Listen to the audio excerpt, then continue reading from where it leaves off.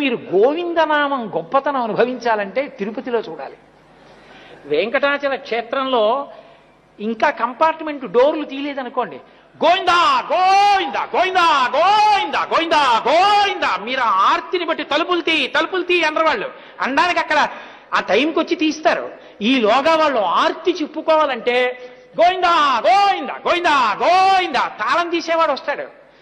ఆయన వచ్చి ఇంకా ఇలా తాళం చెవి పెడతాడంతే, గోవిందా గోవిందా అంటాడంటే వీడు తలుపులు తీసేస్తున్నాడు సంతోషం. ఇంకా పరిగెడుతూ గోవిందా గోవిందా గోవిందా గోవిందా పరిగెడతారు.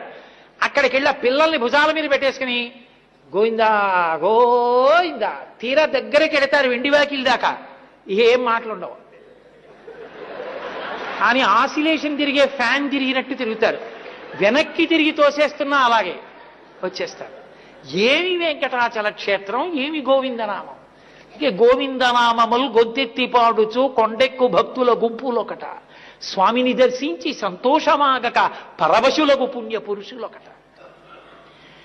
భక్తి ప్రసాదంబు కన్నులకు అద్దుకొని ఆస్వాదించు భక్తుల గుంపులొకట.